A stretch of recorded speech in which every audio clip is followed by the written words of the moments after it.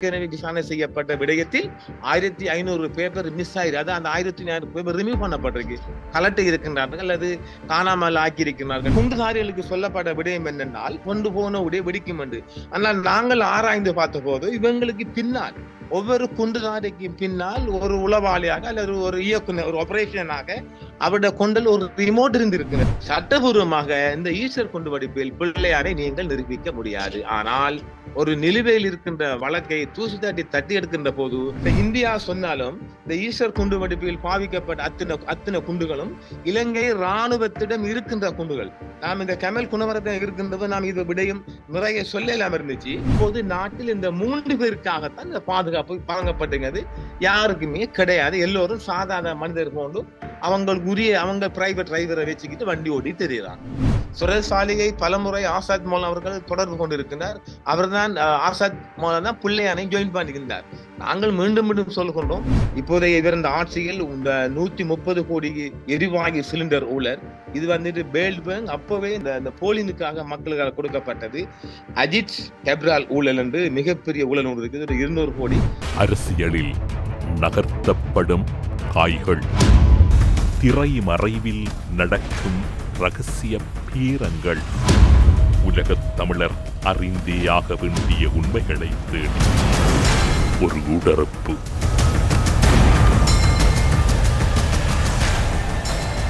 இலங்கையில் இருக்கும் அரசியல் ஆய்வாளர் எம் நிலாம்டின் அவர்களை ஊடறுப்பு நிகழ்ச்சியோடு இணைத்திருக்கின்றோம். ஊடறுப்பு நிகழ்ச்சியின் சார்பில் உங்களை வரவேற்பதில் மகிழ்ச்சி. வணக்கம். வணக்கம் தமிழ், வணக்கம் நேயர்களே. இலங்கையின் முன்னாள் ஜனாதிபதிகளான மஹிந்த ராஜபக்ச, மைத்திரிபால சிறிசேன, கோட்டபாய ராஜபக்ச, ரணில் விக்ரமசிங்க ஆகியோரின் பாதுகாப்புகள் பெருமளவில் குறைக்கப்பட்டுள்ளதாக கூறப்படுகின்றது. குறிப்பாக ஓரிரு தினங்களுக்கு முன்னர் ரணில் விக்ரமசிங்க அவர்களின் பாதுகாப்பு மீளப் பெறப்பட்டதாக கூறப்பட்டது.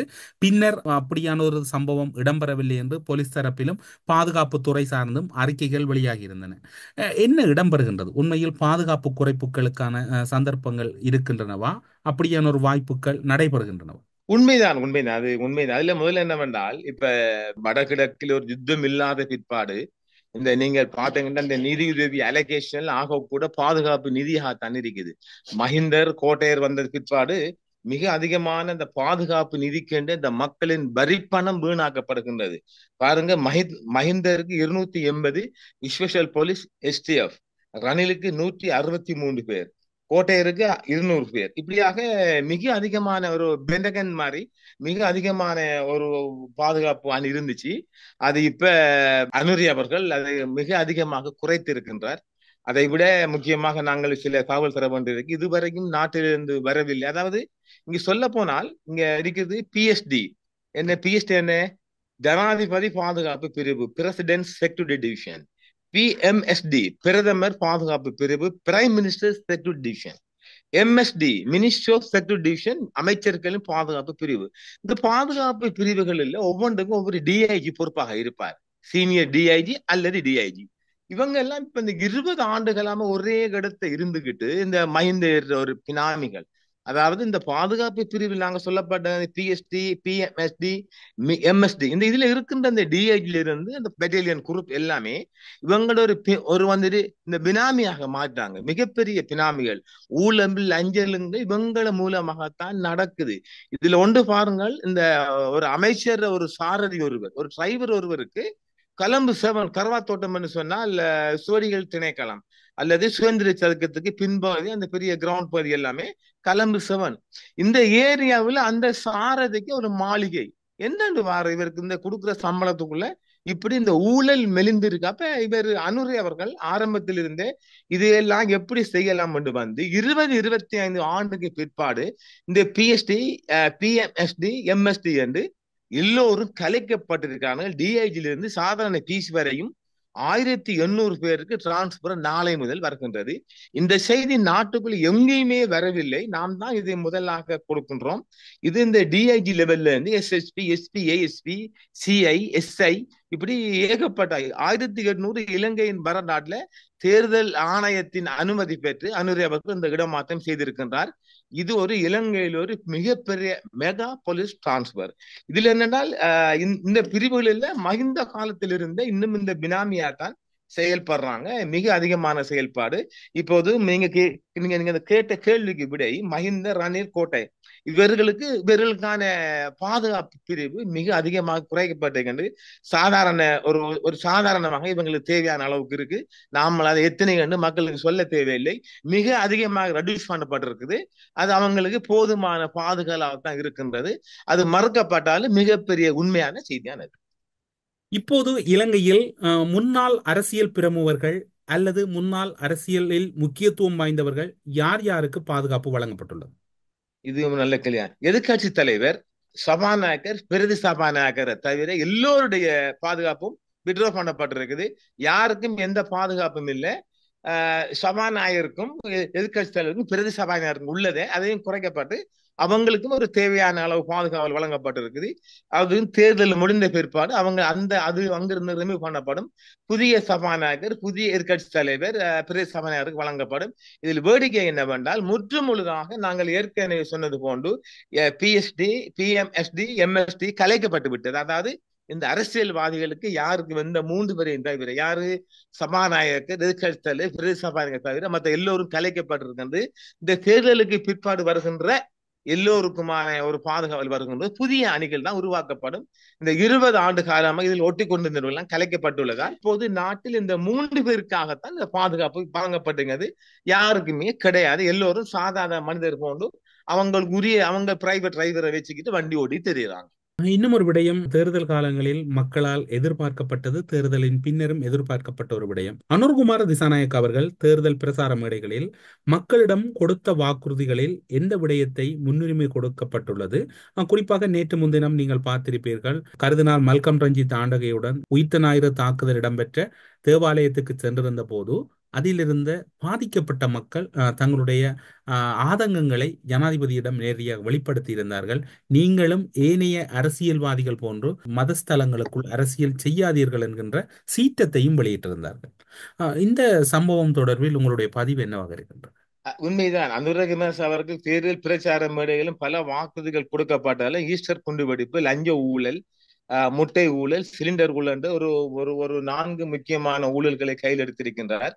அவர்கள் தேர்தல் காலங்களில் கொடுத்த வாக்குறுதி போன்று இதை நிறைவேற்றுவதாக மிக தீவிரமாக அவர் பாடுபடுகின்றார். குறிப்பாக சொல்லப்போனால் இலங்கை என்பது ஊழல் லஞ்சத்தில் ஊறி போன நாடு என்றுதான் சர்வதேச அரங்கில் ஒரு அவப்பெயர் இன்னும் இருந்து வருகின்றது. ஆனால் தோழர் அனுர் அவர்கள் வந்த பிற்பாடு அந்த பெயர் கொஞ்சம் கொஞ்சமாக நீங்கி உள்ளது. சர்வதேச அரங்கில் இந்த இலங்கைக்கான ரேஞ்ச் அதிகரிக்கப்பட்டுள்ளது. இது மேலும் அதிகரிக்கும் என்று நாங்கள் எதிர்பார்க்கணும். அதற்காகத்தான் கொரிய நிறுவனம் ஒன்றும் ஜப்பான் அரசும் இந்த ஊழலுக்கு எதிராக அனுர் அவர்கள் எடுக்கின்ற எந்த ஒரு நடவடிக்கையும் பண உதவி தொட்டு எல்லா உதவிகளையும் செய்வதாக அவர்கள் முடிவு செய்திருக்கின்றார்கள்.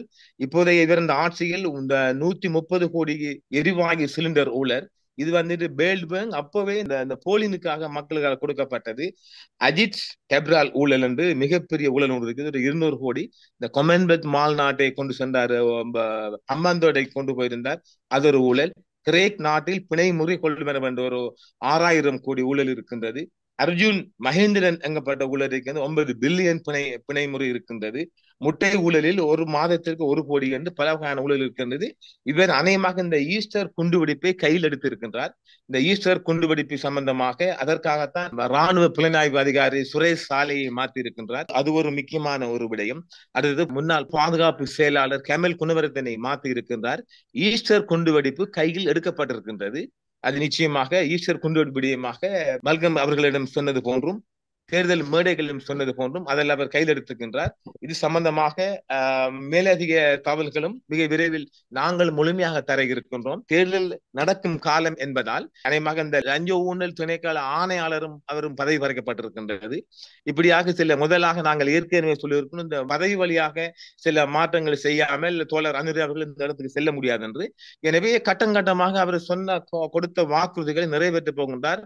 ஊழல் சம்பந்தமாக புதிய லஞ்ச கமிஷன் ஆணையாளர் நியமிக்கப்பட இருக்கின்றார். ஈஸ்டர் குண்டுவெடிப்பு சம்பந்தமாக முதல் ஒரு சூத்திரத்தையாக வருகிறார் சுரேஷ் சாலே கமல் குணவர்தனே அவரே அண்டையில் ஒரு ஊடகத்தை தான் நாட்டை ஓடி போக வேண்டிய தேவை இல்லை என்று. நிச்சயமா அவங்களுக்கு எல்லாம் ஒரு நெருக்கடி வரும் காலம் இருக்கின்றது. ஈஸ்டர் குண்டுவெடிப்பு அவர் வந்து இந்த பிரையாரிட்டியாக அவர் கையில் எடுத்திருக்கின்றார். மிக விரைவில் அதற்கான உண்மைகள் வெளிப்பட போகின்றது. அது இந்தியாவை குற்றம் செல்லும் ஒரு பணியும் இருக்கின்றது. 1500 பேப்பர் ஏற்கனவே விசாரணை செய்யப்பட்ட விடயத்தில் 1500 பேப்பர் மிஸ் ஆயிரு. அது அந்த 1500 பேப்பர் ரிமூவ் பண்ணப்பட்டிருக்கு, கலட்டி இருக்கின்றார்கள் அல்லது காணாமல் ஆக்கியிருக்கிறார்கள் என்றெல்லாம் ஒரு குற்றச்சாட்டு இருப்பதால் ஒரு நீதி நியாயமான ஒரு விசாரணை நடைபெறும் என்பதில் மாற்றுக்கருத்து இடமில்லை. அது கொஞ்சம் ரிஸ்கான விடயம் தான் என்றாலும் அவர் அதை துணிந்து செய்ய போகிறார் என்பதை அங்க பார்க்கலாம். இப்போது நீங்கள் குறிப்பிட்டதன் அடிப்படையில் பார்க்கின்ற போது பாதுகாப்பு பிரிவில் பலரும் எதிர்பார்க்காத வகையில் அல்லது பலருக்கும் அதிர்ச்சியை ஏற்படுத்தும் வகையில் அனுரவினுடைய முடிவாக அதனை பார்க்கலாம். நிச்சயமாக விடயத்தை மக்கள் தெரிந்து கொள்ள முடியும். இந்த இந்தியா சொன்னாலும் இந்த ஈஸ்டர் குண்டு வெடிப்பில் பாவிக்கப்பட்ட அத்தனை குண்டுகளும் இலங்கை இராணுவத்திடம் இருக்கின்ற குண்டுகள். நாம் இந்த கமல் குணவரத்தை இருக்கின்றது நாம் இது விடயம் நிறைய சொல்லலாம் இருந்துச்சு. இந்த ஈஸ்டர் குண்டு வெடிப்பில் அது நாங்க நிறைய சொல்ல போது அது ஒன்று ரிமோட் குண்டு எல்லாம் வெடிக்கப்பட்டிருக்காது. அதாவது இந்த குண்டுதாரிகளுக்கு சொல்லப்பட்ட விடயம் என்னென்னால், நீங்கள் கொண்டு வைத்தால் அது வெடித்து அது கொண்டு போன உடைய வெடிக்கும் என்று. ஆனால் நாங்கள் ஆராய்ந்து பார்த்த போது இவங்களுக்கு பின்னால் ஒவ்வொரு குண்டுதாரிக்கும் பின்னால் ஒரு உளவாளியாக அல்லது ஒரு இயக்குனர் ஒரு ஆபரேஷனாக அவருடைய கொண்டல் ஒரு ரிமோட் இருந்திருக்கு. இவங்களுக்கு சில வேளை அந்த போனில் கூட அது ஜாயின் பண்ணப்பட்டிருக்கலாம். இவர்கள் சரியாக குறிப்பிட்ட இடத்தில் வைப்பதற்கு ஒரு செகண்டுக்குள்ளே வெடிக்கிறது. அதாவது எப்படி சொல்ல ஒரு மேசையில் நீங்கள் வைத்தால் போதும் என்று சொல்லப்படுகிறது. ஆனால் இல்லை, அந்த மேசையை சரியாக நெருங்குகின்ற போது சில வேளை அவங்க கேமரா மூலம் பார்க்கலாம். இப்பதான் பல வகையான கேமரா மூலம் பார்க்கலாம். அதனால மிகவும் ஒரு நுட்பமான முறையில் ஒரு உயர் டெக்னிக்கல் செய்யப்பட்ட விடயம். எனவே அதில் நிறைய இராணுவ சீருடையினர் இருக்கின்றார்கள். நாம் இந்த கமல் இருக்கும்போது நாம் நிறைய விடயங்களை பத்தி பேசவில்லை. இதை நாம் முதலாக பேசணும். இந்த குண்டு வெடிப்பு என்பது இலங்கை இராணுவத்தின் கையில் இருக்கின்ற குண்டுகள். அப்ப இது இந்தியா கொடுத்த குண்டுன்னு சொல்ல அர்த்தம் இல்லை. எனவே இது இலங்கை இராணுவத்துக்குள் இருக்கின்ற குண்டு என்றால் அங்கு அந்த விசாரணையில் தெரியப்பட்டு விடயமாக பார்க்கப்படுகின்றது. எனவே இதில் நிறைய சீருடைக்காரர்கள் இருப்பதால் இது ஒரு ரிஸ்கான வியாபாரம். நாம சொல்லியிருந்தோம் கடந்த ஒரு மாதம் முன்பாக.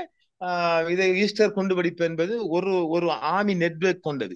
எனவே இதில் கையில் எடுக்கின்ற போது இவருக்கு அனுர அவர்களுக்கு உயிராபத்தும் இருக்கின்றது. இதைத்தான் கடந்த வாரம் சுதந்திர ஊடகவியலாளர் சுனந்த தேசப்பிரிய அவர்கள் பேசியிருக்காங்க. இவர் யாரு? தேர்தல் ஆணையாளர் ஒரு சகோதரர். இவர் ஒரு இண்டிபெண்டன்ட் ஊடகவியலாளர். இவர் இந்த மஹிந்தான் கம்பெனிக்கும் இந்த கோட்டையன் கம்பெனிக்கும் பயந்து சுவிஸ் நாட்டில் அவர் தஞ்சம் புகுந்திருக்கின்றார். அவர் ஒரு அசைலம் அடித்து அங்கிருந்து அவர் இப்பொழுது வந்து போகின்றார். அவர் ஒரு எல்லா மக்களாலும் ஒரு நாங்கள் எங்களால் ஒரு மதிக்கப்படுகின்ற ஒரு ஊடகவியலாளர். அவரும் இதை சொல்லி இருக்கின்றார். நாம் கடந்த ஒரு மாதத்துக்கு முன் சொல்கின்றோம், இந்த விடயத்தில் அனுர அவர்கள் கையில் எடுக்கும் ஒரு உயிர் ஆபத்து இருக்கின்றது. இதைத்தான் இவர் சுனந்த தேசப்பிரிவும் சொல்லி இருக்கின்றார். அனுர அவர்களுக்கு ஒரு உயிர் ஆபத்து இருக்கு. அவர் அதையெல்லாம் பார்க்கவில்லை. அவர் தேர்தல் காலத்தில் கொடுத்த வாக்குறுதியாக ஈஸ்டர் குண்டு வெடிப்பை எடுக்க போகின்றார். அது ஒரு மிகப்பெரிய பாரிய ஒரு ரிஸ்க் என்றாலும் கூட அவர் அதை நிறைவேற்றி ஆகுவார் என்பதில் நாங்கள் தெளிவாக இருக்கின்றோம். நீங்கள் இப்போது குறிப்பிடும் போது 2 விடயங்களை குறிப்பிட்டீர்கள், மிக லேசாக கூறிவிட்டு சென்றீர்கள். முன்னாள் பாதுகாப்பு அமைச்சின் செயலாளர் கமால் குணரட்ன, அதே போன்று முன்னாள் இராணுவ புலனாய்வு பிரதானி சுரேஷ் சாலே அவர்கள் தொடர்பில் குறிப்பிட்டீர்கள். இருவருடைய பதவி நீக்கம் சம்பந்தமாக வெளிவராத பல விடயங்கள் உள்ளே மறைக்கப்பட்டு ரகசியங்களாக இருக்கின்றன.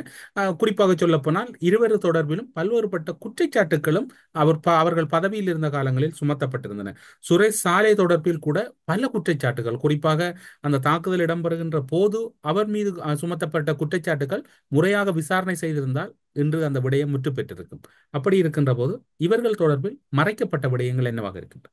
அதாவது இந்த சுரேஷ் வாலி என்பவர் தான் இதுக்கு நாம் ஆசாத் மௌலானா பிள்ளையானின் முன்னாள் இயக்குனர் திலகம். அவர் பல இடங்கள்ல சுரேஷ் சாலி சுரேஷ் சாலிக்கும் அசாத் சாலிக்கும் ஒரு நெருங்கிய தொடர்பு இருந்து நாம் ஏற்கனவே சொல்லி இருக்கின்றோம். இப்ப இந்த சுரேஷ் சாலி அவர் ரிசைன் பண்ணல, இவர் அனுரை அவர்கள் அவங்களை வெளியாக்கி இருக்கிறார். அதே போன்றால் கமல் குணவர்தன் எல்லாம் அவர் 55 வயசு ரிட்டைன் எடுத்திருப்போம் நினைக்கிறேன். ராணுவ பிரிவில் இருந்தவர்கள், அவருக்கு இன்னும் வயசு இருக்குன்னு நினைக்கின்றேன். எனவே இவர்கள் எல்லாம் கலட்டாமல், இவங்க 2 பேரை நீக்காமல் இந்த ஈஸ்டர் குண்டு வெடிப்பை எடுத்து செல்ல முடியாது என்பதை மக்கள் தெளிவாக புரிந்து கொள்ளுங்கள். ஏனெனில் இவர்களின் கை அங்கு அதிகமாக ஓங்கி இருந்தது. சுரசாலியை பலமுறை ஆசாத் மௌலானா அவர்கள் தொடர்பு கொண்டிருக்கிறார். அவர்தான் ஆசாத் மௌலானா தான் பிள்ளையானை ஜாயின் பண்ணியிருந்தார்.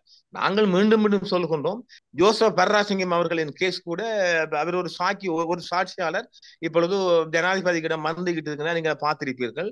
எனவே இப்பொழுது ஜோசப் பர்ராஜம் அவர்கள் கொலை செய்யப்பட்ட விடயமாக ஒரு வலுவான சாட்சி இப்போது மக்கள் முன் தோன்றிவிட்டார். நான் காத்தாங்குடி சேர்ந்து நினைக்கிறேன். எனவே அதை இப்ப தமிழ் அமைப்புகள் யாராவது ஜனாதிபதியிடம் கோரிக்கை விடுக்கின்ற போது மீண்டும் அந்த விடயம் எங்க பரராசிங்கம் எம்பி அவர்கள் கொல்லப்பட்ட விடயம் வழக்கைக்கு வரப்போகின்றது. அது நிச்சயமாக அது விசாரணை செய்யப்பட வாய்ப்பு இருக்கின்றது. அது இந்த தமிழ் தரப்பின் ஒரு வேண்டுகோள் ஒன்று ஜனாதிபதியிடம் கொடுக்கப்பட வேண்டும். நிலம்பினர்களே, இன்னும் ஒரு விடயம் அதற்குள் இருக்கின்றது. நீங்கள் குறிப்பிட்டீர்கள், பிள்ளையான் தொடர்பு குறிப்பிட்டீர்கள். உங்களுக்கு ஞாபகம் இருக்கும், மட்டக்களப்பில் முதலாவது பிரசார கூட்டம் இடம்பெறுகின்ற போது தற்போதைய ஜனாதிபதி மட்டக்களப்பில் அன்று குறிப்பிட்டார், நான் ஜனாதிபதியானவுடன் நீங்கள் பயப்படாதீர்கள், பிள்ளையானையும் முதல் கைது செய்வேன். அவர் மீது பல்வேறுபட்ட குற்றச்சாட்டுகள் இருக்கின்றன. அவருடைய கைதை யாரும் தடுக்க முடியாது, நான் கைது செய்வேன் என்று கூறினார். வாய்ப்பு இருக்கின்றது. நிச்சயமாக நாங்கள் சொல்லுகின்றோமே. இப்ப யோசப் பராசம் ஐயா அவர்களின் மரணம் சம்பந்தமாக துப்பாக்கி கூட சொல்கின்றார் இந்த சாட்சியாளர். நீங்கள் பார்த்தீர்களோ எனக்கு தெரியவில்லை. அந்த நிச்சயமாக நான் அதனை பார்த்திருந்தேன். அந்த கை துப்பாக்கியினுடைய வியூகம், அந்த கை துப்பாக்கி பயன்படுத்தப்பட்ட விதம், அதற்குள் உள்செலுத்தப்பட்ட ரவுண்ட்ஸ் என்று பல விடயங்களை குறிப்பிடுகின்றார். துப்பாக்கி சன்னம் தொடர்பிலும் குறிப்பிடுகின்றார். நிச்சயமாக. எனவே அது ஒரு வலுவான சாட்சி. அதன் பின்னர் இறந்த சாந்தன் தொடர்பிலும் அவர் குறிப்பிடுகின்றார். நிச்சயமாக அது ஒரு வலுவான சாட்சி. அவர் பாதுகாப்பு கோருகின்ற, அவரை உள்ள தள்ள போகின்றார்கள், அவருக்கு உயிர் ஆபத்து இருக்கின்றது. இதை அதாவது இப்ப எல்லா விடயங்களையும் மூக்க போட்டு வீடியோ பார்த்து கொண்டு ஒரு நாட்டின் தலைவருக்கு இருக்க முடியாது. இது தமிழ் தரப்புகள் கையில் எடுக்க வேண்டும். அவருக்கு ஒரு பாதுகாப்பு வழங்கப்படும். உடனடியாக அவர் கொழும்புக்கு தூக்க வேண்டும். அவர் மட்டக்களப்பை விட்டு அவர் தூக்கப்பட வேண்டும். அவருக்கு ஒரு பாதுகாப்பு கொடுக்கப்பட வேண்டும். இப்போது நல்ல சூழல் இருக்கு. பொதுமக்கள் பாதுகாப்பு செயலாளர் ரவி செனிவரன் அவர் ஆட்சி பிரியவர், அதே போன்று பாதுகாப்பு செயலாளர், இவங்க எல்லாம் நெருங்கி ஒரு முன்னாள் எம்பிஏ போதுமானது, எல்லாம் தேவையில்லை, யாரும் தேவையில்லை. அவருக்கு ஒரு பாதுகாப்பு. அந்த வழக்கு நீதிமன்றத்தில் நிலுவையில் இருக்கின்றது தானே. அப்படி இருக்கின்ற போது அந்த வழக்கினை தூசி தட்டினாலே மற்ற விடயங்கள் வழக்கு நிச்சயமாக அதையெல்லாம் ஒரு நாட்டின் அதிபர் பார்த்து கொண்டிருக்க முடியாது. இதை இப்படி எல்லாம் அப்படியாயின் பிள்ளையானின் கைதை நெருங்கி கொண்டிருக்கின்றார் அனுர என்று எடுத்துக்கொள்ளலாம். நிச்சயமாக அது இல்ல. நாங்க மீண்டும் சொல்கின்றோம், ஒரு சிறைக்குள் உள்ளிருக்கின்ற ஒருவருக்கும் நீங்கள் இந்த ஈஸ்டர் குண்டுவெடிப்பு முடிச்சு போக முடியாது. சட்டபூர்வமான விடயம் இது. அதை மக்கள் அது சொல்லுவாங்க, பிள்ளையானுக்கு ஆதரவு இல்லை. அவர் சிறையில் இருக்கின்ற ஒரு கைதியை இதுக்குள் முடிச்சு போட்டு அவர் சேர்ந்திருக்க, அது எனக்கு தெரியாது. சட்டபூர்வமாக இந்த ஈஸ்டர் குண்டுவெடிப்பில் பிள்ளையாரை நீங்கள் நிரூபிக்க முடியாது. ஆனால் ஒரு நிலுவையில் இருக்கின்ற அந்த வழக்கை தூசி தட்டி எடுக்கின்ற போது, ஒரு வலுவான சாட்சி இங்கு வெளியா இருக்கின்ற போது, நிச்சயமாக அது நீதிமன்றத்தின் முன்பாக நிறுத்தப்பட்டு மக்கள் எதிர்பார்க்கின்ற மிக ஒரு ஆழமான தீர்ப்பு கிடைக்கும் என்பதை உறுதியாக சொல்ல முடியும். இந்த ஆட்சியில் குறிப்பாக மட்டக்களப்பு கிழக்கு மக்கள் அதனை எதிர்பார்க்கலாம் என்று நீங்கள் நிச்சயமா அதுக்கு தானே தோழர் வந்திருக்கிறார். தோழர் இங்க ஒண்ணு மங்களுக்கு இந்த மேசையை சூடாக்க, கதிரையை சூடாக்க வரல. எங்கெல்லாம் புறையோடி போகின்ற விடயம் இருக்கின்றோ அதையெல்லாம் தட்டி எடுக்க போகின்றார். ஊழல்வாதிகளுக்கு நடுக்கம் எடுத்திருக்கின்றது. தோழர் மிகப்பெரிய ஆசனம் கூட ஆட்சி அமைக்க போகின்றார். நாம் இந்த விடயத்தில் அரசியல் பேசவில்லை, அதுக்கு இன்னொரு நிகழ்ச்சிக்கு வருவோம். இப்போது இருக்கின்ற விடயம் இன்னும் பல வினாக்கள் இருக்கின்றன உங்களிடம். நீங்கள் அரசியல் பேச விட்டாலும் பரவாயில்லை, பாதுகாப்பு துறை சார்ந்து அரசியல் விடயமாக நாங்கள் இன்னும் இது நிச்சயமாக இந்த பாதுகாப்பு துறை சம்பந்தமாக குற்றவாளி சம்பந்தம் மட்டும் நாங்கள் பேசிக்கொள்வோம். நீங்கள் முதன்முறையாக கடந்த மாதம் நீங்கள் ஒரு விடயத்தை குறிப்பிட்டீர்கள். ஈஸ்டர் குண்டு வெடிப்பை அனுர கைகள் எடுத்தால் அவருக்கு உள்ள உயிர் ஆபத்து தொடர்பிலும் குறிப்பிட்டீர்கள். இதே கருத்தை சிங்கள ஊடக நீங்கள் இப்போது குறிப்பிட்டது போன்று சுனந்த தேசப்பிரிய சுயாதீன ஊடகவியலாளர் முன்னாள் தேர்தல் ஆணையாளர் சுனந்த தேசப்பிரியவினுடைய சகோதரர் குறிப்பிட்டிருக்கின்றார். அப்படி பார்க்கின்ற போது இலங்கையில் குறிப்பாக சொல்ல போனால் இப்படியான கருத்துக்கள் எல்லாம் வெளியிடுகின்ற போது ஜனாதிபதி இந்த விடயத்தை சற்று கவனக்குறைவாக இருப்பது போன்றே வீடியோ காட்சிகள் புகைப்படங்களில் தெரிகின்றது. அவர் மிகவும் சாதாரணமாக மக்கள் மத்தியிலே சென்று வருகின்றார். மிகவும் சாதாரணமான பயணமாகவே அவருடைய பயணங்கள் இருக்கின்றன. பாதுகாப்பு கடிபிடிகள் இல்லை. கொழும்பில் இருக்கக்கூடிய ஜனாதிபதி செயலகத்தை அண்டிய பகுதிகள் பல பொதுமக்கள் பாதுகாப்பு என்று கூறப்பட்ட விடயம் இப்போது சுயாதீனமாக திறக்கப்பட்டிருக்கின்றது. இப்படி இருக்கின்ற போது தற்போதைய ஜனாதிபதி தன்னுடைய பாதுகாப்பில் கவனக்குறைவாக இருக்கின்றார் என்பதை நீங்கள் ஏற்றுக்கொள்கின்றீர்களா? பாதுகாப்பு என்ன பொறுத்தவரை இவங்க அந்த பாதுகாப்பு, அதாவது ஒரு பந்தோபஸ்து நெருக்கடி எல்லா ஜனாதிபதியும் உருவாக்கினார்கள். அது அவங்களுக்கு ஒரு இப்பவே பொறுத்த வரைக்கும் எங்களுக்கு ஒரு அச்சம் என்னென்றால் பொதுமக்களால் எந்த ஒரு பாதுகாப்பும் இல்லை. இந்தியாவால் பாதுகாப்பு பிரச்சனை இல்லை, சைனாவா இல்லை, அமெரிக்காவால் இல்லை. பாதுகாப்பு பயம் ஒன்று எங்களுக்கு எங்க வருது என்றால் இந்த ஈஸ்டர் குண்டுவெடிப்பில் ஒரு சூத்திரதாரிகள் கோட்டையிலிருந்து மிக அதிகமான இன்னும் பாதுகாப்பு படைகள் இருக்கின்றவர்கள். எனவே அவன்கள் ஏதாவது செய்யலாம் என்ற பயம் எனக்கு தனிப்பட்ட ரீதியில் இருக்கிறது. அதை நான் தோழர் அனுரை அவர்களுக்கு நான் தேர்தல் வந்த அன்றே நான் ஒரு தெரியப்படுத்தினேன். அதுக்குரிய அவர்களுக்கு என்ன செஞ்சால் தெரிய இன்னும் நாங்கள் அந்த சந்தர்ப்பம் எனக்கு நெருக்கமாக ஒன்று வருகின்றது. நிச்சயமாக தோழருக்கான பாதுகாப்பு பலப்படுத்த வேணும். அந்த தோழருக்கு காணாது பொதுமக்களும் மிக அந்யோன்யமா பழகின்றார், உண்மைதான். ஆனால் இந்த ஈஸ்டர் குண்டுவெடிப்பை கையில் எடுக்கின்ற போது அவர் பாதுகாப்பை பலப்படுத்தி மக்களிடமான தொடர்பு கொஞ்சம் துண்டிக்கப்பட வேண்டிய தேவை இருக்கின்றது. இல்லாவிட்டால் அவங்களுக்கு தெரிஞ்சிருக்கும் அந்த அந்த அந்த அந்த சம்பந்தப்பட்ட சீருடைக்காரர்களை கட்டாய லீவில் அனுப்பப்பட வேண்டும். நான் குறிப்பிட்டு சொல்ல முடியாது. கட்டாய பெறுகின்ற சேவைகள் உயர் பதவிகள் இருக்கின்றவர்கள், இந்த குண்டுக்கு சூத்திரதாரிகள், அது சிலர் ரிட்டையர்டா போயிட்டாங்க, இந்த ராணுவத்தில் போயிருப்பாங்க, சிலர் இருப்பார்கள். இந்த ராணுவ தரப்பால் பாதிக்கப்பட்ட குண்டாகத்தான் இந்தியா அதை மோப்பம் முடிச்சு காட்டி கொடுத்திருக்கின்றது. எனவே அதுல சம்பந்தப்பட்ட பாதுகாப்பு தாரிகள் இருக்கின்ற போது தலைவருக்கு ஆபத்து வர வாய்ப்பு இருக்கனே. இதை நான் ஒரு மாதத்துக்கு முதல் சொன்ன விடயத்தான் சுனந்தா அவர்கள் சொல்லி இருக்கின்றார்கள். எனவே பாதுகாப்பில் அவர் அதிக அக்கறை செலுத்த வேண்டும். அதை பாதுகாப்பை மிக உன்னிப்பாக பார்க்கின்ற போது நீங்கள் கேட்ட கேள்வி உண்மையை சரிதானே. அது பாதுகாப்பு நெருக்கம். நீங்களும் பார்த்திருப்பீர்கள் புகைப்படங்கள் மற்றும் அதே போன்று வீடியோ காட்சிகளில் பார்க்கின்ற போது அவர் எப்படி ஒரு நாடாளுமன்ற உறுப்பினராக இருந்தாரோ அந்த நாடாளுமன்ற உறுப்பினர் போன்றே அவர் இப்போதும் தன்னுடைய மக்கள் சந்திப்புகளாக இருக்கலாம் அல்லது வெளியில் இடம்பெறுகின்ற நிகழ்வுகளாக இருக்கலாம், அவர் நாடாளுமன்ற உறுப்பினர் போன்ற ஒரு தோற்றப்பாட்டில் தான் அவர் இப்போது பயணிப்பது போன்ற ஒரு எண்ணம் தனிப்பட்ட ரீதியில் என்னிடம் இருப்பதனைத்தான் நான் உங்களிடம் கேட்டேன்.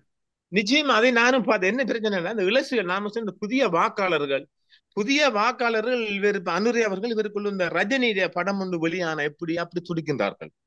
அது அந்த வேடிக்கை என்னென்னால், ஒரு ரஜினியுடைய புதுப்படம் வந்தால் மெட்ராஸ் சென்னை கோலாகலம் வரும். அந்த தியேட்டர்ல டொபி கொடுப்பதும், பெரிய மாலை பூ மாலை அடிவதும், பால் ஊத்துவதும், அபிஷேகம் செய்வது, இவர் பொது இடங்கள்ல இந்த மக்கள் இவரை பார்க்கறது ஆசுவாசப்படுகின்றார்கள், சிட்டியா விரும்புகின்றார். அதில் அவர் தடுக்கார் இல்லை. கை கொடுக்கணும், போட்டோ பிடிக்கணும், செல்ஃபி எடுக்கணும், இதெல்லாம் ஒரு வந்தவசுக்கு பயமா இருக்கு. எங்களுக்கு வேறொரு பயம் இல்லை. ஈஸ்டர் குண்டு வெடிப்பு இருக்குதான் எனக்கு ஒரு பயம், தனிப்பட்ட ரீதியில எனக்கு அது இருக்கு. நான் அவங்களுக்கு தெரியப்படுத்த போகின்றேன். மிக விரைவில் அனுரை அவர்களின் மிக நெருங்கிய வட்டாரம் தொடர்பு வருகின்ற போது நிச்சயமாக இதை நாங்கள் ஆழமாக சொல்வதற்கான வாய்ப்பு இருக்கின்றது. நிலையில் இந்த அவருடைய தமிழ் பிரிவு இந்த ஊடறுப்பை மிக அதிகமாக கேட்கணும். அதுதான் நான் இதை பத்தி நாங்கள் அலசுகின்றோம் பார்க்கின்றோம். ஏன்னா எதிர்வரும் காலங்களில் இந்த தேர்தலுக்கு பிற்பாடு என்னால் இந்த ஸ்னைப்பர் எல்லாம் ஒரு பயம் இருக்கு, எங்களுக்கு போற இடங்கள் எல்லாம் ஒரு அச்சம் இருக்குது. எனவே அது குறித்து சில ஆலோசனை அவளுக்கு எதிர்பார்க்கின்ற போது நாம் நிச்சயமாக அவர்களுக்கு அதிக பாதுகாப்பு நிறைந்த அமெரிக்காவில் அமெரிக்க ஜனாதிபதியையே ஒரு துப்பாக்கிதாரி இலக்கு வைக்க முடியும் என்றால் இலங்கையை பொறுத்தவரையில் அது மிகவும் ஒரு சாதாரணமான விடயம் என்று நீங்கள் ஏற்றுக்கொள்கிறீர்கள். நிச்சயமா எங்களுக்கு பயமா இருக்கு. இந்த 5 வருஷத்துக்குள்ள ஏதாவது நடந்துரும் அச்சம் எனக்கு உண்மை தனிப்படுறதுல எனக்கு இருக்கு. நான் ஒரு ஆய்வாளர் வகையிலையும் ஒரு ராணுவம் சம்பந்தமாக நிறைய பார்க்கிறோம் என்ற வகையிலும் அவரை பாதுகாப்பு அவரை பெரிய ஒரு மைண்ட் பண்றாரு இல்லை. அதனால நாங்க அதை தெரியப்படுத்துவோம். மிக விரைவில் அவங்களுடைய பெரிய வட்டங்கள் நமக்கு வர அணைகின்ற போது நிச்சயமாக அதை பத்தி நாங்கள் நிறைய சொல்ல இருக்கின்றோம். பாதுகாப்பை பலப்படுத்துமாறு வேண்டுவோம். நிச்சயமாக இந்த ஈஸ்டர் குண்டுவெடிப்பு ஒரு ரிஸ்கான விடயமா தான் நான் பார்க்கின்றேன். பாதுகாப்பும் பலப்படுத்தும் அது சம்பந்தமாக நாங்கள் நிச்சயமாக உரிய இடங்கள் தட்டி விடுவோம். அனுரவின் ஆட்சி காலம் குறுகிய காலம்தான் என்று எதிர்த்தரப்பில் இருக்கக்கூடிய பலர் கற்பிக்கின்றார்கள், பலர் எச்சரிக்கின்றார்கள். இல்லாத ஆட்சி இப்போது குறிப்பாக சொல்ல போனால் இந்த ஆட்சியானது நீடிப்பதற்கு வாய்ப்பு இருக்கின்றதா, அல்லது மீண்டும் ரணிலை தேடுகின்ற ஒரு நிலை ஏற்படுமா, அல்லது எந்த கருத்துக்களும் இல்லாமல் இப்போது இருக்கக்கூடிய ஆட்சி சுமூகமாக நடைபோடுவதற்கு வாய்ப்பு இருக்கின்றது? நல்ல கேள்வி. ரணில் இப்ப அவர் பாருங்க, நாங்க ஆரம்பத்திலே சொல்லியிருந்தோம், அவர் தேசிய பட்டியல் ஊடாகவும் அல்லது பொது தேர்தல் மூலமாகவோ நான் தேர்தலில் குறித்து வரமாட்டேன்னு சொல்லிட்டார். அவரு சொல்ல வைக்கப்பட்டது. ஆனால் அவருக்கு ஒரு இப்படி இந்த சிலிண்டர் சின்னம் இப்ப நாடு முழுவதும் கடங்க போகின்றது. ஒரு 10-12 எம்பி அடைவார்கள், தேசிய பட்டியல் 2 கிடைக்கும், அதில் 1 பூரத்தான் போகின்றார். அவர் அதை எதிர்பார்க்கணும். அவரை தரப்பால் தான் அந்த கதை எடுத்து விடுகின்றார்கள். 6 மாதமோ 1 வருடமோ அந்த ஆட்சி போயிருமன்சியல் இல்லை. நிச்சயமாக அவர் இந்தியாவுடன் ஒரு நேசக்கரன் நீட்டு இருக்கின்றார். சீனாவை பொறுத்தவரை அவங்க ஏற்கனவே உள்ள உறவு அவர் கொடுத்திருக்கிறார் இந்தியாவுக்கு. இந்த நாட்டுக்குள் இந்தியாவுக்கு எதிராக எந்த சக்திகள் செயல்பாட்டா நாங்கள் அதுக்கு ஒருபோது உடன்பட மாட்டோம். இந்தியா அதை திருப்தி கண்டிருக்கின்றது. அது நிச்சயமாக ஒரு ஒரு ஒரு ஒரு டிப்ளமேட்டிக்ல பேசப்பட்டாலும் கூட அதுக்கு இந்தியா திருப்தி அடைந்திருக்கின்றது. நிச்சயம் அதுக்கான வாய்ப்பு இல்லை. நாடாளுமன்றம் அவர்களின் கையில் போகின்ற மிக அதிகப்படியான நாசங்கள் பெற போகின்றார்கள். எனவே நிச்சயமாக ஆட்சி நீடிக்கும். ஆட்சிக்கு பங்கம் விளைவிக்கிற சக்தி இங்கு இல்லை. ஆனால் இவங்கள் சஜித் அணி மட்டும் சேர்றதுக்கு பார்த்தாங்க. இவர் ரணில் அவரும் சேர்றதுக்கு அதுக்கான வாய்ப்பு இல்லை. நிச்சயமாக அவர் இந்த ஈஸ்டர் குண்டுவெடிப்பில் ஒரு கண்டம் கடந்தார் என்றால் நிச்சயமாக ஆட்சி 10 வருஷத்துக்கு மேல் நீடிக்கும். இதை எல்லோரும் வெளிவித்துக் கொள்ளுங்கள். அவருக்கு ஈஸ்டர் குண்டுவெடிப்பு என்பது ஒரு கண்டம் கடப்பது. அதை நாம் நல்ல தெளிவாக மக்கள் புரிந்து கொள்ளுங்கள். ஈஸ்டர் குண்டுவெடிப்பு என்பது எல்லா ஜனாதிபதிக்கும் ஒரு ஆபத்தான விடயம். அது என்னென்னால் அந்த ஈஸ்டர் குண்டுவெடிப்பை மிக அதிகமாக மைத்திரி அவர்கள் கையில் எடுத்தார்கள். எடுக்கின்ற போது அவர் மிக அதிக அளவு எச்சரிக்கை ஊட்டப்பட்டார், அச்சமூட்டி எச்சரிக்கப்பட்டிருந்தார். அவர் அதை வெளிப்படையாக சொல்லலாம், இன்னும் தயங்குகின்றார். நிச்சயமா ஒரு நேரம் வருகின்ற போது அவர் இதன் விடயமாக கக்குவார். அதையும் மக்கள் நேர்கள் புரிந்து கொள்ளுங்கள். இந்த விடயம் என்பது இருவர் சம்பந்தப்பட்டதில்லையே. இது வந்துட்டு ஒரு அணிகள் என்பது அதில் 50 பேரும் இருக்கலாம். ஒரு ஸ்ட்ரென்த் ஒரு வந்து பிளாட்டின் குரூப் ஒரு 30 பேரும் இருக்கலாம். இது ஒருவராக சேர்ந்ததல்ல. மிக திட்டமிடப்பட்டு கச்சிதமாக நவீன முறையில் ஒரு புதிய வடிவத்தை செய்யப்பட்ட விடயம் அது. இன்னும் எவ்வளவோ நாங்களும் பேசக்கூடாத விடயம் மறைந்திருக்கின்றது. எனவே இந்த ஈஸ்டர் குண்டுவெடிப்பிலிருந்து அனிரை அவர்கள் கண்ணம் கடந்தால் நிச்சயமாக எல்லா மக்களும் மனம் மாறுகின்றார்கள். அதாவது கோட்டையருக்கு போட்டவர்கள், ரணிலுக்கு போட்டவர்கள் இந்த ஆட்சி வேணும் என்று என்னில் அவர் ஊழலை தோலுரித்து காட்ட போகின்றார். வழக்கெல்லாம் ஏற்றி ஆட்சி. எனவே வழக்கும் நாங்கள் ஏற்கனவே சொன்னது போன்று நீதிமன்றமும் சட்டம் அதிபரும் தான் இதில் அவர் எடுக்க. வேறு அங்க அதிபருக்கு அங்க ஒன்றுமில்லை. சட்டம் தன் கடமையை செய்ய போகின்றது. சட்டத்துறையும் நீதித்துறையும் மிக அதிக அளவு ஈடுபட போகின்றது. பண்டோரா பணம் எல்லாம் வெளியாக போகுது. மிக மிக அதிகமாக விடயங்கள் அரங்கேறுன்ற போது ஆபத்து சூடும். என்றால் இது ஒரு நாள் 2 நாள் கொள்ளை கூட்டம் இல்லையே. மகிந்தர் சந்திரிக காலம் இல்லை. மகிந்தர் வந்து இன்று வரை ரணில் போகும் வரைக்கும் ஆன கொள்ளைக்காரர்களும் ஊழல் பேர்வழிகளும் அவர்கள் சும்மரிக்க மாட்டார்கள். கோடிக்கணக்கான அடித்தவர்கள் முட்டையில் ஊழல், சாதாரண ஏழை மக்களின் முட்டையில் ஊழல். எனவே அடுத்தது கொழும்புல ஜனாதிபதி மாவட்ட, அதாவது ஜனாதிபதி அந்த காக்கில் ஓரத்தால போகின்ற ஜனாதிபதி மாவட்டத்தையும், பிறகு அந்த உருளசு ஓரத்தால வர ரோடு மறந்து அதுவும் வந்து சிட்டம்பரம் கார்டின மாவட்டம். இதே ஒன்று 2 உண்டு. இந்த 2 வீதியும் திறந்தவுடன் கொழும்பில் மக்கள் வெள்ளம். மிக நாளைக்கு ஒரு 30 ஆண்டு காலமாக அந்த வீதி மூடப்பட்டிருந்தது. இதையெல்லாம் ரணில் செய்திருக்கலாம். இப்பொழுது கொழும்பு மாவட்ட மக்கள் அந்த ஆட்டோ ஓட்டுநர் இருந்து வாகன சாரதிகள் வரை மக்கள் மனங்களை நாளாந்தம் ஒவ்வொரு கட்டம் வெண்டு வருகின்றனர். அதனால தான் மக்கள் அவரை பார்க்க துடிக்கின்றார்கள். இந்த நாட்டில் நான் நினைக்கவில்லை யாரும் ஒரு ஜனாதியை பார்க்க வேண்டும், கொஞ்சம் பாதுகாப்பு இறுக்கமான நேரங்கள மக்கள் ஒருபோதும் விரும்பவில்லை. ஐயோ ஆள விட்டா போதுண்டா சாமி என்று விலை போன இருக்கிறாங்க. இப்ப மெட்ராஸ் எடுத்துக்கொண்டா கலைஞர் கருணாநிதி லேசா போவார். ஜெயலலிதா அப்படி இல்லை. என்னமோ ஒரு அமெரிக்க ஜனாதிபதி தான் படப்பட்டாம போவா, சென்னையை பார்த்த மாட்டான். அப்படிதான் இந்த கோட்டையெல்லாம் போயிடுச்சு. இந்த மைந்தர் போகும்போது படப்பட்டாலும் இந்த ஷைரன் ஒலியெல்லாம் போட்டு போவாங்க. சாதாரணமாக விஜயமாகின்றார், சாதாரணமாக கடக்கின்றார். எனவே இந்த ஆட்சி நீடிக்கும். நிச்சயமாக ஆட்சிக்கு பங்கம் விளைவிக்க எந்த வக்கும் இல்லை.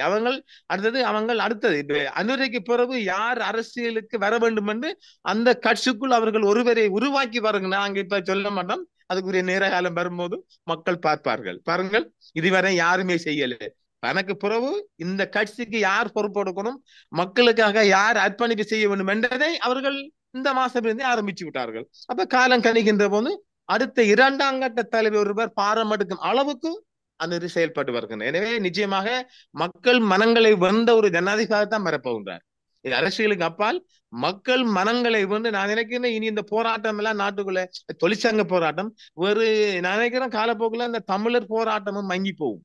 சில இனவாதம் பேசி சில தமிழ் இதுல வந்தாலும் கூட நான் நினைக்கிறேன் அவர் அதுல குறியா இருக்கின்றார். இனவாதம் ஒன்று இந்த நாட்டுக்கு தேவைப்படாது என்று அப்படி சொல்லுகின்றார். எனவே அதெல்லாம் கடந்து வருகின்ற போது நிச்சயமாக மக்கள் மனங்களை வென்ற ஒரு ஜனாதிபதியாக அவர் பலம் வருவார் என்பதில் ஐயமில்லை. அதற்கான காலங்கள் இன்னும் இருக்கு. இப்பதான் குஞ்சு பொறிக்க விட்டுருக்கிறோம். இப்பதான் கோழி அடகாக்க விட்டு. எனவே நாட்களும் காலங்களும் வருகின்ற போது நிச்சயமாக மக்கள் மனங்களை வென்ற ஜனாதிபதியாக ஒரு பழைய சந்திரிகா காலத்தின் பொருளாதாரம் எப்படி அந்த நிலையை உருவாக்க போகிறார். இந்தியா அள்ளி இறக்க போகுது, சைனா அள்ளி கொடுக்க போகுது. எனவே இந்தியாவுக்கு ஒரு சந்தோஷமான உறவாகத்தான் டாக்டர் ஜெய்சங்கர் வந்த பிற்பாடு எல்லாரும் சொல்லுவாங்க மிரட்டினேன். எல்லாம் பச்சை பை புருடா, அங்க மிரட்டல் பேட்டல் விடுக்கையில் ஒன்றுமே இல்லை. சாதாரணமாக நல்ல முறையில் பேச்சுவார்த்தை நடைபெறும். இந்திய ஊடகங்கள் மீது சந்தோஷப்படுகின்றது. இந்திய ஊடகங்கள்ல மிக அதிகமான செய்தி அளிக்கின்றது. டாக்டர் ஜெய்சங்கர் போய் இந்தியா வென்றிருக்கின்றது. அதாவது நல்ல ஒரு சுமூகமான பேச்சுவார்த்தை நடத்தி ஜனாதிபதி அவர்களை வென்றிருக்கின்ற அதன் ஒரு முன்னோட்டமாக அல்லது ஒரு நற்செய்தியாக இந்திய மீனவர்கள் விடுதலை செய்யப்படுகிறார்கள். அவன் தான் எல்லை தாண்டி வந்த மீனவர்கள் சுட்டு தள்ளி சுத்திரவதை பண்ணேல்மா, அதெல்லாம் மனிதா வேணாமா, அதெல்லாம் அவர் அவிட்டு விட்டுட்டார். இனி மீனவர் பிரச்சனையும் பிடித்தவுடன் அப்பப்போ பார்த்தவுடன் கிழித்தறியும் என்ற மாதிரி அப்பப்போ அவர்கள் விடுதலை செய்யப்படுவார்கள். எல்லை மீறுகின்ற போது கண்டிக்காமல் அநேகமாக கூடிய சீக்கிரம் விடுதலை செய்யக்கூடிய அளவுக்கெல்லாம் தலைவர் அனுரி அவர்கள் விரும்பி இருக்கின்றார்கள். எனவே காலப்போக்கில் இந்தியாவுக்கான நல்லுறவு நல்லா போகின்றால் எந்த ஒரு ஆபத்து வர வாய்ப்பு இல்லையாக நான் பார்க்கின்றேன். காலம் வருகின்ற போது காலப்போக்கில் நாங்களும் மிக அதிகமான செய்திகள் நாங்கள் வழங்க இருக்கின்றோம். என்ன ஊடக நெருக்கம் இல்லையா, ஊடக கழுத்து நெருக்குவதெல்லாம் தான் வராது. ஊடக நெருக்கடிக்கு கொண்டு வர மாட்டார்கள். ஏன்னா இப்ப எங்களுக்கு இருக்கு இந்த முதல் பிரச்சனை, இந்த வடகிழக்கு இந்த ராணுவ முகாம்களை அகற்ற வேண்டிய இந்த ரோட் புலக்கெல்லாம் தூக்க வேண்டிய நிலைப்பாடு இருக்கின்றது. தேர்தலுக்கு பிற்பாடு நாங்கள் அதை பகிரங்கமாக சொல்ல வேண்டி இருக்கின்றது. வருகின்ற அரசியல்வாதி ஊடாக தலைமன்னாரிலிருந்து பொத்துவில் பானமை வரையுமான இந்த ராணுவ நெருக்கு வரங்களை குறைப்பதற்கான வேலை திட்டங்களையும் நாங்கள் கொண்டு செல்ல போகின்றோம். ஊடறுப்பு நிகழ்ச்சியில் இன்று குறிப்பாக இலங்கையில் ஏற்பட்டிருக்கக்கூடிய ஆட்சி மாற்றத்தின் பின்னர் எழுந்திருக்கக்கூடிய பாதுகாப்புத்துறை சார்ந்திருக்கக்கூடிய பல ஐயப்பாடுகள், பலரிடமிருந்த சந்தேகங்கள் தொடர்பிலான பல வினாக்களுக்கு பதிலளித்ததோடு இலங்கையின் பாதுகாப்பு நிலவரங்களும் இடம்பெறப் போகின்ற கைதுகளும் எப்படியான வகையில் கட்டமைக்கப்பட்டிருக்கின்றன என்பது தொடர்பான பல மேலதிக தகவல்களையும் ஊடறுப்பு நிகழ்ச்சியின் வாயிலாக வெளிப்படுத்தியமைக்காக சிறப்பு நன்றிகளோடு உங்களிடம் விடைபெற்றுக் கொள்கிறோம். நன்றி, வணக்கம். நன்றி சாமி, நன்றி, வணக்கம். அரசியலில் நகர்த்தப்படும் காய்கள், திரைமறைவில் நடக்கும் இரகசிய பீரங்கள், உலகத் தமிழர் அறிந்தேயாக வேண்டிய உண்மைகளை தேடி ஒரு ஊடறுப்பு.